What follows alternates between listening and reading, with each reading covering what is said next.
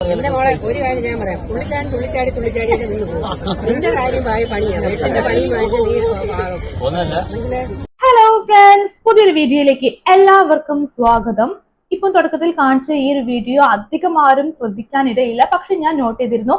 അതിന്റെ കാരണങ്ങൾ പറയാം. സംഭവം എന്താന്ന് വെച്ചാൽ, നമ്മുടെ കൊല്ലം സുധിയുടെ ഭാര്യ രേണു സുധിയും അതുപോലെ തന്നെ കോഴിക്കോട് ദാസേട്ടനും പ്രധാന കഥാപാത്രങ്ങളായിട്ട് അഭിനയിക്കുന്ന ഒരു സിനിമയുടെ പൂജ ഇന്നലെ നടന്നിട്ടുണ്ടായിരുന്നു. തൃശൂർ സാഹിത്യ അക്കാദമിയിൽ വെച്ചിട്ടായിരുന്നു പൂജ നടന്നതെന്നാണ് ഞാൻ മനസ്സിലാക്കുന്നത്. ആ ചുറ്റുപാടൊക്കെ കണ്ടപ്പോൾ എനിക്ക് പെട്ടെന്ന് മനസ്സിലായ സ്ഥലമാണത്.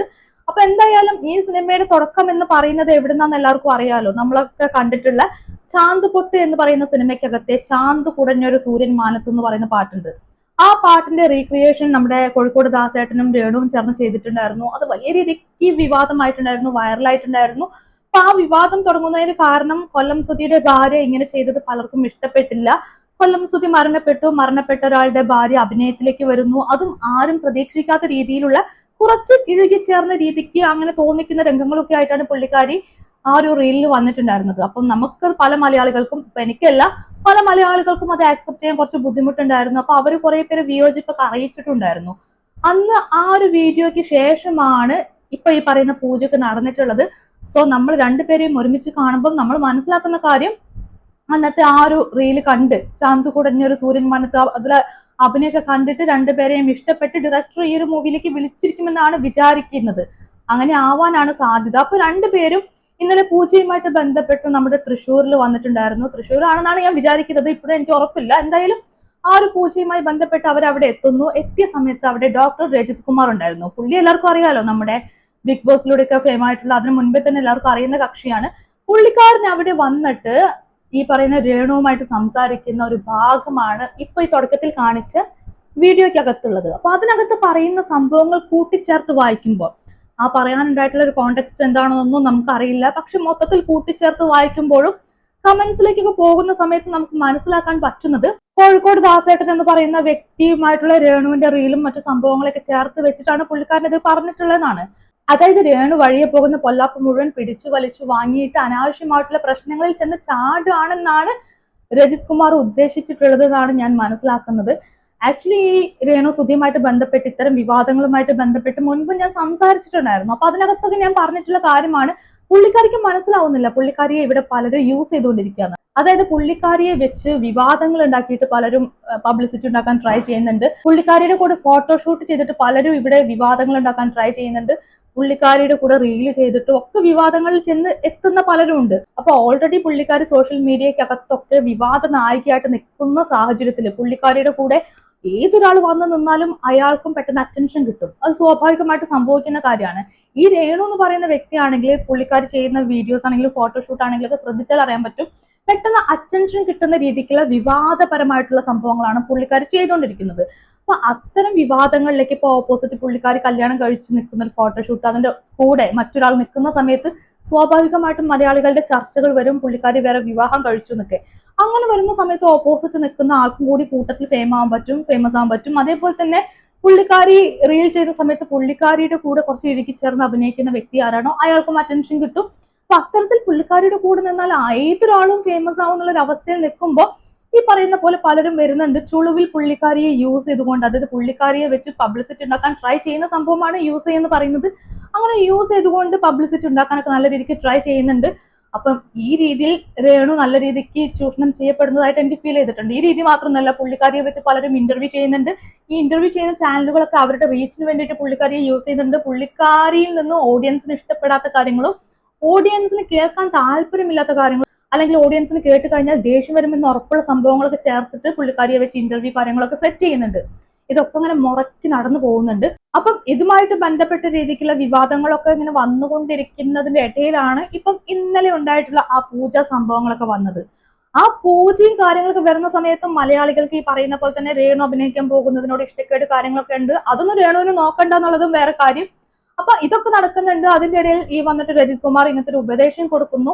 ഞാൻ പറഞ്ഞില്ലേ, ഈ ഉപദേശം കൊടുത്ത സംഭവത്തോട് എനിക്കും കുറച്ച് യോജിപ്പുണ്ട്. കാരണം പുള്ളിക്കാരെ ചുറ്റും നിൽക്കുന്ന ആൾക്കാരൊക്കെ അവരവരുടെ കാര്യം കഴിഞ്ഞാൽ പോകും. പുള്ളിക്കാരിയെ വെച്ച് റീച്ച് ഉണ്ടാക്കാൻ വേണ്ടി മാത്രം അവരുടെ യൂട്യൂബ് ചാനലിന് അല്ലെങ്കിൽ അവരുടെ ഇൻസ്റ്റാ പേജിനൊക്കെ റീച്ച് ഉണ്ടാക്കാൻ വേണ്ടിയിട്ട് അല്ലെങ്കിൽ ആ വ്യക്തികൾക്ക് വേണ്ടി റീച്ച് ഉണ്ടാക്കാൻ വേണ്ടിയിട്ടൊക്കെയാണ് ഇവർ വന്നുകൊണ്ടിരിക്കുന്നത്. സോ ഇത്തരം ആളുകളൊക്കെ വന്ന് അവരുടെ പാടും നോക്കി അവർ പോവും. അവർ ഓടിച്ചാടി നിന്ന് നൈസായിട്ട് അവരുടെ കാര്യം നോക്കി പോവും. ഇതിന്റെ ഇടയിൽ പെട്ടു പോണത് രേണു സുധി എന്ന് പറയുന്ന വ്യക്തി തന്നെയാണ്. 100% ഷുവർ ആയിട്ടുള്ള കാര്യമാണ്. അത് തന്നെയാണ് രജിത് കുമാറും പറയുന്നത്. ഇപ്പൊ നമ്മൾ പലയിടത്തും ഈ അഭിപ്രായങ്ങൾ പറയാറുണ്ട്. പക്ഷെ ഇതിനകത്തുള്ളൊരു വലിയ പ്രശ്നം എന്താന്ന് വെച്ചാൽ ഞാൻ ജസ്റ്റ് ഒരു ഭാഗം കേൾപ്പിച്ചിരാം, അപ്പൊ നിങ്ങൾക്ക് മനസ്സിലാവും. ഇവളുടെ ഹസ്ബൻഡ് എന്നോട് പടം വർക്ക് ചെയ്തിട്ടുള്ള ഞങ്ങൾ ഒരുമിച്ച് സ്റ്റാർ മാജിക് ചെയ്തിട്ടുള്ളതാണ്. അതുകൊണ്ട് എന്റെ അടുത്ത സുഹൃത്താണ്. ഒത്തിരി പ്രോഗ്രാം അല്ലെ അങ്ങനെ സുധി എന്റെ സുഹൃത്തായതുകൊണ്ടാണ് ഞാൻ ഇത്രയും സ്വാതന്ത്ര്യത്തോടെ സംസാരിച്ചത്.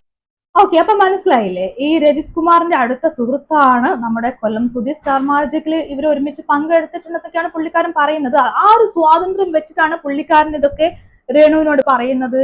ഇപ്പൊ ദാസേട്ടൻ ഓടിച്ചാടി നിന്ന് കഴിഞ്ഞാലും പുള്ളിയുടെ പാട് നോക്കി പോകുന്നൊക്കെ രേണുവിനെ ഓർമ്മിപ്പിക്കുന്നതൊക്കെ ആ സുധിച്ചേട്ടന്റെ ഫ്രണ്ട് എന്ന നിലയ്ക്കാണെന്നൊക്കെയാണ് നമ്മുടെ രജിത് കുമാർ പറയുന്നത്. നമ്മുടെ ചുറ്റുമുള്ള പല മോട്ടിവേഷണൽ അപ്പൂപ്പന്മാരുടെ സ്ഥിരം നമ്പറാണിത്, സ്ഥിരം പരിപാടിയാണ്. അവർ ഇടിച്ചു കയറി നമ്മുടെ ലൈഫിലേക്ക് വരും. എന്നിട്ട് നമുക്ക് ഇഷ്ടപ്പെടാത്ത, കേൾക്കാൻ ഇഷ്ടപ്പെടാത്ത അല്ലെങ്കിൽ നമുക്ക് ഒരു രീതിക്കും താല്പര്യമില്ലാത്ത കാര്യങ്ങളൊക്കെ ആധികാരികമായിട്ട് പറയും. ഇപ്പൊ ഈ രജിത് കുമാർ പറഞ്ഞ കാര്യങ്ങൾ പല ആളുകളുടെയും മനസ്സിനകത്തുള്ളതാണെങ്കിലും നമ്മൾ ആരും അത് ഡയറക്റ്റ് അവരോട് പറയാൻ പോകില്ല. നമുക്ക് ആ സ്പേസ് അവിടെ ഇല്ലാത്ത കാലത്തോളം നമ്മൾ സ്പേസ് ഉണ്ടാക്കിയിട്ട് അവരോട് പറയാൻ ട്രൈ ചെയ്യില്ല. നമ്മൾ ഇത്തരം പ്ലാറ്റ്ഫോമിനകത്ത് കടന്നിട്ട് ഈ സംഭവങ്ങളെയൊക്കെ മൊത്തത്തിൽ വിശദീകരിച്ച് അഭിപ്രായം പറയുമെന്നല്ലാണ്ട് രേണു സുധി എന്ന് പറയുന്ന ആ ഒരു ലേഡിയുടെ ലൈഫിലേക്ക് ഇടിച്ചു കയറി ചെന്നിട്ട് അവരോട് ഇതൊന്നും പറയാൻ നിൽക്കില്ല. അതൊരു മിനിമം മര്യാദയാണ്. ഏതൊരു ബന്ധത്തിനകത്തും ഉണ്ടാകേണ്ട മിനിമം മര്യാദയാണ്. ആ മര്യാദ കാണിക്കാതെയാണ് രജിത് കുമാർ വന്നിട്ട് കൊല്ലം സുധിയുടെ പേരും പറഞ്ഞിട്ട് സ്നേഹം കാണിക്കുന്നത്. ആക്ച്വലി അങ്ങനെ സ്നേഹത്തിന്റെ ആവശ്യമൊന്നും ആർക്കും ഇല്ല. അത് ഈ രജിത് കുമാറിന് മാത്രമല്ല, ഇത്തരത്തിൽ വരുന്ന ഒരാൾക്കും അതിന്റെ ആവശ്യമില്ല. അപ്പൊ നമ്മുടെ ഫാദറൊക്കെ ഉണ്ടായിരിക്കും. ഫാദറൊക്കെ ജീവിച്ചിരിക്കുന്ന കാലത്ത് അല്ലെങ്കിൽ ഫാദറിന്റെ ഏറ്റവും ആവശ്യമുള്ള സമയത്തൊന്നും കൂടെ ഇല്ലാത്ത മനുഷ്യര് ഫാദറൊക്കെ മരിച്ചു കഴിഞ്ഞതിന് ശേഷം വന്നിട്ട് നമ്മുടെ അടുത്ത് പറയും, അയ്യോ നീ നമ്മുടെ ഫ്രണ്ടിന്റെ മകളാണ്, അതുകൊണ്ട് നമുക്ക് ഉത്തരവാദിത്തം ഉണ്ട്, നീ നന്നായി കാണാൻ വേണ്ടി പലതും പറയാന്നൊക്കെ. എന്തൊരു ഫേക്ക് ആയിട്ടുള്ള സാധനം അറിയാതൊക്കെ. നമ്മൾ നന്നാവാൻ ആത്യന്തികമായിട്ട് നമ്മുടെ പാരന്റ്സിന് നമുക്ക് മാത്രമേ ആഗ്രഹം ഉണ്ടാവുള്ളൂ. അല്ലാണ്ട് ചുറ്റും നിൽക്കുന്ന യുവന്മാർക്കൊന്നും ഒരു ആഗ്രഹം ഉണ്ടാവില്ല. അവരുടെ സംതൃപ്തിക്ക് വേണ്ടിയിട്ടാണ് ഈ പറയുന്നതൊക്കെ. ചുമ്മാ വന്നിട്ട് പറയും നിന്റെ അച്ഛനെ ഓർത്തിട്ടാണ് ഈ കാര്യം പറയുന്നത്, നീ നന്നായി കാണാൻ വേണ്ടിയിട്ടാണ് ഇത് പറയുന്നത്, നിന്റെ അച്ഛനെ നമ്മുടെ അത്രയും വലിയ ഫ്രണ്ട് ആയിരുന്നു എന്നൊക്കെ. ചുമ്മാ ഫേക്ക് ആയിട്ടുള്ള കാര്യമാണ്. ഒരു മനുഷ്യന്റെ സ്പേസിലേക്ക് ഇടിച്ചു കയറി ചെന്നിട്ട് അച്ഛൻ ഫ്രണ്ടാണ്, ഭർത്താവ് ഫ്രണ്ടാണെന്നൊന്നും പറയുന്നതിൽ ഒരു ലോജിക്കും ഇല്ല. അപ്പൊ ഈ രജിത് കുമാർ വന്നിട്ട് രേണു സുധിയുടെ അടുത്ത് ചെന്നിട്ട് സുധി നമ്മുടെ ഫ്രണ്ട് ആണെന്ന് പറഞ്ഞിട്ടാണ് ഇതൊക്കെ പറയുന്നത്. ഈ സുധി ഫ്രണ്ട് ആണെങ്കിലും അല്ലെങ്കിലും ശരി, രേണു എന്ന് പറയുന്നത് ഒരു ഇൻഡിവിജ്വൽ പേഴ്സൺ ആണ്. പുള്ളിക്കാരി ഒരു മുതിർന്ന വ്യക്തിയാണ്. 10-30 വയസ്സ് പ്രായത്തിന് അടുത്തുള്ള ഒരു ലേഡിയാണ്. അപ്പൊ ആ ലേഡിക്ക് അവരുടെ ലൈഫിന് മുമ്പോട്ട് കൊണ്ടുപോകാൻ അറിയാം. അവർക്ക് അത് എങ്ങനെ ലൈഫിൽ കാര്യങ്ങളൊക്കെ ഹാൻഡിൽ ചെയ്യണം എന്നൊക്കെ അവർക്ക് അവരുടേതായിട്ടുള്ള രീതിക്ക് അറിയാം. അപ്പൊ ആ സംഭവത്തിൽ നമുക്ക് പല വിയോജിപ്പുണ്ടായിരിക്കും, അഭിപ്രായ വ്യത്യാസങ്ങളൊക്കെ ഉണ്ടായിരിക്കും. ഇപ്പൊ ഞാൻ ചെയ്യുന്ന എല്ലാ കാര്യങ്ങളും എല്ലാവർക്കും ഓക്കെ ആവണമെന്നില്ല, അഭിപ്രായ വ്യത്യാസങ്ങൾ ഉണ്ടായിരിക്കും. എന്ന് കരുതിയിട്ട് ഒരു മുതിർന്ന വ്യക്തിയെ കയറി പഠിപ്പിക്കാനോ അല്ലെങ്കിൽ അച്ഛന്റെയും ഭർത്താവിന്റെയും ഒക്കെ പേര് പറഞ്ഞിട്ട് സ്നേഹം കാണിച്ച് പഠിപ്പിക്കാനോ അല്ലെങ്കിൽ പഠിപ്പിക്കാൻ ട്രൈ ചെയ്യാനൊന്നും അതിനൊന്നും ആവശ്യമില്ല. ആരും ആരെയും നന്നാക്കേണ്ട ഒരു ആവശ്യമില്ല. ഒരു ജനാധിപത്യ രാജ്യത്ത് എല്ലാവർക്കും ചിന്തിക്കാനും അവനവന്റെ ഇഷ്ടത്തിന് ദേശവിരുദ്ധമായ രീതിക്ക് അല്ലാണ്ട് ജീവിക്കാനും സ്വാതന്ത്ര്യം ലഭിക്കുന്ന കാലത്ത് എന്തിനാണ് ഈ മുതിർന്ന വ്യക്തികളെ വന്നിട്ട് പലരും പഠിപ്പിക്കാൻ ട്രൈ ചെയ്യുന്നത്? ഇപ്പൊ നമ്മൾ പല കാര്യങ്ങളും അഭിപ്രായം പറയുമ്പോൾ പല കാര്യങ്ങളും തുറന്നെടുക്കുന്ന സമയത്തൊക്കെ പലരും വന്നിട്ട് പറയും, അയ്യോ നീ അങ്ങനെ ചെയ്യാൻ പാടില്ലായിരുന്നു, നിന്നോടുള്ള സ്നേഹം കൊണ്ടാണ് പറയുന്നതെന്നൊക്കെ പറയും. ഓരോ ആളുകളും ഇൻഡിവിജ്വൽ ആണ്. അവർക്ക് അവരുടേതായിട്ടുള്ള സ്പേസ് ഉണ്ട്, അവരുടേതായിട്ടുള്ള ചിന്തയുണ്ട്, യുക്തിയുണ്ട്, കാഴ്ചപ്പാടുണ്ട്, എല്ലാം ഉണ്ടായിരിക്കും. അതിനനുസരിച്ചായിരിക്കും അവർ പ്രവർത്തിക്കുക.